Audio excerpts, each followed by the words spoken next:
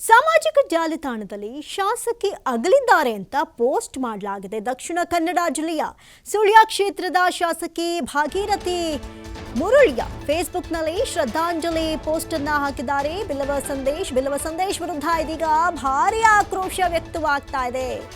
ಭಾಗೀರಥಿ ನಮ್ಮ ಸಮುದಾಯದ ಪರ ನಿಲ್ಲದೆ ಅಗಲಿದ್ದಾರೆ ಹೀಗಂತ ಒಂದು ಪೋಸ್ಟ್ ಅನ್ನ ಹಾಕಲಾಗಿತ್ತು. ಬಿಲ್ಲವ ಸಂದೇಶ್ ಪೋಸ್ಟ್ ವೈರಲ್ ಆಗಿ ಸಂದೇಶ್ನನ್ನ ಬಂಧಿಸುವಂತೆ ಇದೀಗ ಆಗ್ರಹದ ಕೂಗು ಕೇಳಿ ಬರ್ತಾ ಇದೆ. ಪ್ರಕರಣ ಸಂಬಂಧ ಸುಳ್ಯ ಪೊಲೀಸ್ ಠಾಣೆಯಲ್ಲಿ ಪ್ರಕರಣ ದಾಖಲಾಗಿದೆ. ಫೇಸ್ಬುಕ್ನಲ್ಲಿ ಶ್ರದ್ಧಾಂಜಲಿ ಪೋಸ್ಟ್ ಅನ್ನ ಹಾಕಲಾಗಿದೆ. ಇನ್ನು ದಕ್ಷಿಣ ಕನ್ನಡ ಜಿಲ್ಲೆಯ ಸುಳ್ಯ ಶಾಸಕಿ ಭಾಗೀರಥಿ ಮುರುಳಿಯ ಬಗ್ಗೆ ಸೋಷಿಯಲ್ ಮೀಡಿಯಾದಲ್ಲಿ ಹರಿದಾಡದಂತಹ ಪೋಸ್ಟ್ ಈಗ ಒಂದು ಕಡೆ ಬಿಜೆಪಿ ಆಕ್ರೋಶಕ್ಕೂ ಕೂಡ ಕಾರಣವಾಗಿದೆ.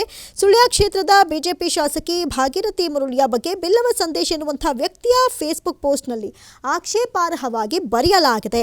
ದಲಿತ ಸಮುದಾಯದ ಶಾಸಕಿ ಭಾಗೀರಥಿ ಮುರುಳಿಯ ಇವರು ಶೋಷಣೆಗೆ ಒಳಗಾದ ದಲಿತ ಸಮುದಾಯದ ಪರ ನಿಲ್ಲದೆ ಇಂದು ಎಲ್ಲರನ್ನ ಅಗಲಿ ತೆರಳಿಬಿಟ್ಟಿದ್ದಾರೆ. ಇವರ ಅಗಲಿಕೆಯನ್ನು ಭರಿಸುವಂತಹ ಶಕ್ತಿ ಪಕ್ಷದ ಕಾರ್ಯಕರ್ತರಿಗೆ ದೇವ್ರು ನೀಡಲಿ ಅಂತ ಹೇಳ್ತಾ ಭಾವಪೂರ್ಣ ಶ್ರದ್ಧಾಂಜಲಿಯನ್ನು ಅರ್ಪಿಸ್ತೀವಿ ಅಂತ ಶಾಸಕಿಯ ಫೋಟೋವನ್ನು ಹಾಕಿ ಒಂದು ಪೋಸ್ಟನ್ನು ಮಾಡಲಾಗಿತ್ತು. ಇದು ಒಂದು ಕಡೆ ಬಿಜೆಪಿ ಬೆಂಬಲಿಗರ ಗಮನಕ್ಕೆ ಬಂದಿದ್ದು ಸೋಷಿಯಲ್ ಮೀಡಿಯಾದಲ್ಲಿ ಫುಲ್ ವೈರಲ್ ಆಗಿದೆ. ಇದೇ ಮಾತುಗಳನ್ನು ಓರ್ವ ದಲಿತ ಸಂಘಟನೆಯ ನಾಯಕ ಜೀವಂತವಾಗಿ ಇರುವಾಗಲೇ ಹೇಳಿದರೆ ಇಷ್ಟೊತ್ತಿಗೆ ಜಾತಿ ಸಂಘಟನೆಗಳು ಬೀದಿಗಿಳಿದು ಪ್ರೊಟೆಸ್ಟನ್ನು ಮಾಡ್ತಾ ಇದ್ವು. ಓರ್ವ ಶಾಸಕರ ಬಗ್ಗೆ ಇಷ್ಟು ಕೀಳು ಮಟ್ಟದಲ್ಲಿ ಬದುಕಿದ್ದಾಗಲೇ ಸಾಯುವಂತಹ ಮಟ್ಟದಲ್ಲಿ ಬರೆಯುವಂಥ ಅಗತ್ಯವೇನಿತ್ತು ಅಂತ ಒಂದು ಕಡೆ ಬಿಜೆಪಿ ಆಗ್ರಹ ವ್ಯಕ್ತಪಡಿಸಿದೆ. ಈ ಬಗ್ಗೆ ಹೆಚ್ಚಿನ ಡೀಟೇಲ್ಸ್ ಅನ್ನ ಕೊಡ್ತಾ ಹೋಗ್ತಾರೆ ದೂರವಾಣಿ ಸಂಪರ್ಕದಲ್ಲಿ ಪ್ರತಿನಿಧಿ ಆದಿತ್ಯ. ಆದಿತ್ಯ, ನಿನ್ನೆ ಈ ಪೋಸ್ಟ್ ಬಂದಾಕ್ಷಣ ಎಷ್ಟೋ ಜನ ಶಾಕ್ಗೊಳಗಾಗಿದ್ರು, ಮತ್ತೊಂದಷ್ಟು ಜನ ಬೇಜಾರು ಮಾಡ್ಕೊಂಡ್ರು. ಯಾಕೆ ಈ ರೀತಿಯಾಗಿ ಮಾಡ್ತಾರೆ ಅಂತ ಹೇಳಿ ಸದ್ಯಕ್ಕೆ ಏನಿದೆ ಅಲ್ಲಿನ ಹೆಚ್ಚಿನ ಡೀಟೇಲ್ಸ್ ಅಂತ? ಹೌದು, ನಿಜವಾಗ್ಲೂ ಈ ಒಂದು ಪೋಸ್ಟ್ ಏನಿದೆ ಸದ್ಯ ದಕ್ಷಿಣ ಕನ್ನಡ ಜಿಲ್ಲೆಯಾದ್ಯಂತ ಒಂದು ಬಹಳ ಆಕ್ರೋಶ ಕಾರಣವಾಗಿದೆ. ಯಾವುದೇ ರೀತಿ ಅಸಮಾಧಾನಗಳು ಇರಲಿ, ಬೇಸರ ಇರಲಿ, ಅದನ್ನ ವ್ಯಕ್ತಪಡಿಸೋದಕ್ಕೆ ಬೇರೆ ಬೇರೆ ರೀತಿಯ ದಾರಿಗಳಿವೆ. ಆದ್ರೆ ಈ ರೀತಿ ಅದು ಓರ್ವ ಮಹಿಳಾ ಶಾಸಕಿಗೆ ಈ ತರ ಒಂದು ನಿಂದನೆಯನ್ನ ಮಾಡಿರುವಂತದ್ದು ಬಹಳ ಆಕ್ರೋಶ ವ್ಯಕ್ತವಾಗಿದೆ. ಅಂದ್ರೆ ಈಗ ಈ ಪ್ರಕರಣ SP ಆಫೀಸ್ ಅನ್ನ ಕೂಡ ಸದ್ಯ ಮುಟ್ಟಿರುವಂತದ್ದು. ಯಾಕಂದ್ರೆ ಈ ಶಾಸಕಿ ಭಾಗೀರಥಿ ಮುರುಳಿ ಏನಿದ್ದಾರೆ ಇವರು ದಲಿತ ಸಮುದಾಯದ ಶಾಸಕಿ ಆಗಿದ್ದಾರೆ. ಸೊ ಆ ಕಾರಣಕ್ಕೋಸ್ಕರ ಅವರನ್ನ ಈ ತರ ನಿಂದನೆ ಮಾಡಿರುವಂತದ್ದು ಇನ್ನಷ್ಟು ಆಕ್ರೋಶಕ್ಕೆ ಕಾರಣವಾಗಿದೆ. ಸೊ ಇವತ್ತು ಬಿಜೆಪಿಯ ಮಹಿಳಾ ಮೋರ್ಚಾದವರು ಏನಿದ್ದಾರೆ ಅವರು SP ಕಚೇರಿಗೂ ಕೂಡ ಭೇಟಿ ನೀಡಿದ್ದಾರೆ.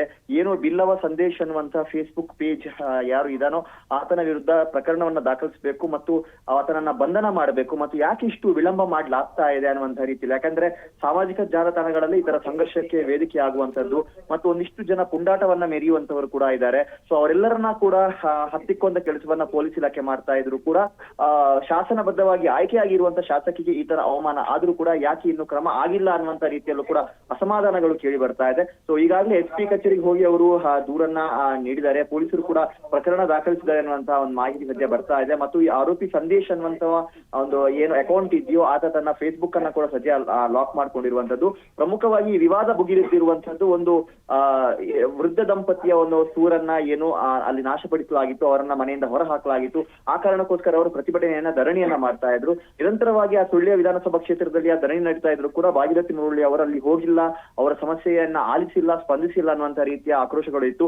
ಬಳಿಕ ಪುತ್ತೂರು ಶಾಸಕ ಅಶೋಕ್ ಕುಮಾರ್ ರೈ ಅವರು ಹೋಗಿ ಅಲ್ಲಿ ಆ ಒಂದು ವಿಚಾರವನ್ನ ಸಂಧಾನ ಮಾಡಿದ್ರು, ಅವರನ್ನ ಪ್ರತಿಭಟನೆಯಿಂದ ಹೊರ ತಂದಿದ್ರು. ಈ ಕಾರಣಕ್ಕೋಸ್ಕರ ಈ ಬಿಲ್ಲವ ಸಂದೇಶ್ ಅನ್ನುವಂತ ಖಾತೆಯಿಂದ ಈ ರೀತಿಯ ಪೋಸ್ಟ್ ಅನ್ನು ಹಾಕಲಾಗಿದೆ. ಶಾಸಕಿಗೆ ಶ್ರದ್ಧಾಂಜಲಿಯನ್ನ ಕೂಡ ಕೋರಲಾಗಿತ್ತು. ಹಾಗಾಗಿ ಈಗ ಪೊಲೀಸರು ಪ್ರಕರಣವನ್ನ ಕೂಡ ದಾಖಲಿಸಿದ್ದಾರೆ ಅನ್ನುವಂತ ಮಾಹಿತಿ ಇದೆ. ಆರೋಪಿಯನ್ನ ಬಂಧನ ಮಾಡುವಂತ ಸಾಧ್ಯತೆಗಳು ಕೂಡ ಇದೆ. ಆದಿತ್ಯ, ಈ ಒಂದು ಅಸಮಾಧಾನಗಳನ್ನ ತೋಡ್ಕೊಳ್ಳೋದಕ್ಕೆ ಬೇರೆ ಬೇರೆ ಮಾರ್ಗಗಳಿದೆ. ಆದ್ರೆ ಈ ಸೋಷಿಯಲ್ ಮೀಡಿಯಾ ಅಂತ ಬಂದ್ರೆ ಬೇಕಾಬಿಟ್ಟಿ ಕಾಮೆಂಟ್ಸ್ಗಳನ್ನ ಮಾಡೋದು, ಬೇಕಾಬಿಟ್ಟಿ ಪೋಸ್ಟ್ಗಳನ್ನ ಮಾಡೋದು, ಅದರಲ್ಲೂ ಕೂಡ ಓರ್ವ ಶಾಸಕಿ ಮೇಲೆ ಇಷ್ಟೆಲ್ಲ ಮಾಡ್ತಾರೆ ಅಂದ್ರೆ ನಿಜಕ್ಕೂ ಇವ್ರಿಗೆಲ್ಲ ಭಯ ಭಕ್ತಿ ಅನ್ನೋದೇ ಹೊರಟೋಗಿದ್ಯಾ ಹೇಗೆ ಅಂತ? ನಿಜಕ್ಕೂ ಕೂಡ ಹೌದು. ಯಾಕಂದ್ರೆ ಈ ಸೋಷಿಯಲ್ ಮೀಡಿಯಾ ಅನ್ನುವಂಥದ್ದು ಈಗ ತೇಜೋವಧಿಯನ್ನ ಮಾಡ್ತಾ ಇದು ಮೈ ಮರೆಯುವಂತ ಹಂತಕ್ಕೆ ಇವರು ಬಂದಿದ್ದಾರೆ. ಅಂದ್ರೆ ನಮ್ಮನ್ನ ಹೇಳೋರು ಕೇಳೋರು ಯಾರು ಇಲ್ಲ, ನಾವು ಮಾಡಿದ್ದೇ ಟೀಕೆ, ನಾವು ಆಡಿದ್ದೇ ಮಾತು ಅನ್ನುವಂತ ರೀತಿಯಲ್ಲಿ ಸೋಷಿಯಲ್ ಮೀಡಿಯಾದಲ್ಲಿ ಬೇಕಾಬಿಟ್ಟಿಯಾಗಿ ಬರೆಯುವಂತದನ್ನ ಗಮನಿಸಬಹುದು.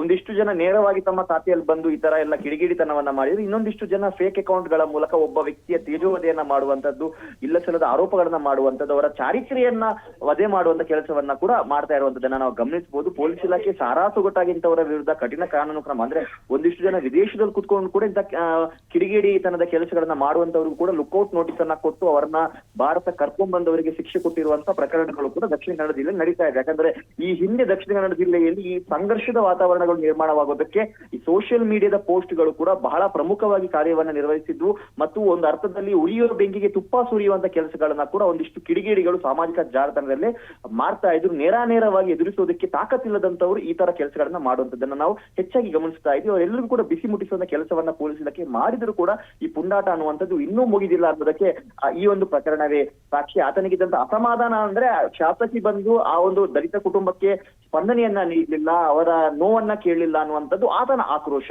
ಆದ್ರೆ ಅದನ್ನ ವ್ಯಕ್ತಪಡಿಸೋದಕ್ಕೆ ಬೇರೆ ಬೇರೆ ಮಾರ್ಗಗಳು ಇತ್ತು, ಅಥವಾ ಟೀಕೆ ಮಾಡುವಂತದ್ದು ಆಗಿದ್ರು ಕೂಡ ಒಂದು ವ್ಯಾಪ್ತಿಯ ಒಳಗೆ ಅದನ್ನ ಟೀಕಿಸಬಹುದಿತ್ತು, ಅಥವಾ ಅವರಿಗೆ ನೇರವಾಗಿ ಆಕ್ರೋಶವನ್ನು ಅವರೊತ್ತಿಗೆ ಹಂಚ್ಕೋಬಹುದಿತ್ತು. ಆದ್ರೆ ಸೋಷಿಯಲ್ ಮೀಡಿಯಾದಲ್ಲಿ ನೇರವಾಗಿ ಶ್ರದ್ಧಾಂಜಲಿಯನ್ನ ಅರ್ಪಿಸುವವರೆಗೂ ಕೂಡ ಆತ ಒಂದು ಕಿಡಿಗೇಡಿತನವನ್ನ ಸದ್ಯ ಆ ಬಿಲ್ಲವ ಸಂದೇಶ ಅನ್ನುವಂತ ಆಕೆಯ ಯಾರು ನಿರ್ವಹಿಸ್ತಾ ಇದ್ದಾನೋ ಅವನಾತ ಮಾಡಿರುವಂತದ್ದು. ನಿಜಕ್ಕೂ ಕೂಡ ಈ ಒಂದು ಘಟನೆ ಏನಿದೆ ಇದು ಬಹಳ ಖೇದಕರ. ಅದು ಕೂಡ ಓರ್ವ ಮಹಿಳಾ ಶಾಸಕಿ ಅವರು ಆಗಿದ್ದಾರೆ. ಸೊ ಆ ಕಾರಣಕ್ಕೋಸ್ಕರ ಈ ತರ ಕೃತ್ಯವನ್ನ ಮಾಡಿರುವಂತವ್ರು ಯಾರೇ ಆಗಿರ್ಲಿ, ಅಂದ್ರೆ ಇಲ್ಲಿ ಈಗ ನಾರ್ಮಲ್ ಆಗಿ ಪಕ್ಷ ಅನ್ನುವಂಥದ್ದು ಬರುತ್ತೆ. ಈಗ ಅವ್ರು ಬಿಜೆಪಿ ಪಕ್ಷ ಆಗಿದ್ರು ಕೂಡ ಪಕ್ಷಾತೀತವಾಗಿ ಈ ಭಾಗದಲ್ಲಿ ಯಾರು ಈ ತರ ಒಂದು ಕಿಡಿಗೇಡಿತನದ ಕೃತ್ಯವನ್ನ ಮಾಡಿದಾನೋ ಆತ ಯಾವುದೇ ಪಕ್ಷಕ್ಕೆ ಸೇರಿರ್ಲಿ, ಯಾರದ್ದೇ ಬೆಂಬಲಿಗನಾಗಿರ್ಲಿ, ಆತನ ವಿರುದ್ಧ ಕಠಿಣ ಕಾನೂನು ಕ್ರಮ ಆಗ್ಲೇಬೇಕು. ಮತ್ತು ಮುಂದಕ್ಕೆ ಈ ತರ ಒಂದು ಪುಂಡಾಟವನ್ನ ಮಾಡುವಂತವರಿಗೆ ಇದೊಂದು ಪಾಠವಾಗಬೇಕು ಅನ್ನುವಂತ ರೀತಿಯ ಒಂದು ಆಗ್ರಹ ಸದ್ಯ ದಕ್ಷಿಣ ಕನ್ನಡ ಜಿಲ್ಲೆಯ ಮಾತ್ರವಲ್ಲದೆ ಸುತ್ತಮುತ್ತಲ ಅಂದ್ರೆ ಉಡುಪಿ ಭಾಗದಲ್ಲೂ ಕೂಡ ಈ ತರದ ಒಂದು ಆಕ್ರೋಶಗಳು ಕೇಳಿ ಬರ್ತಾ ಇದೆ.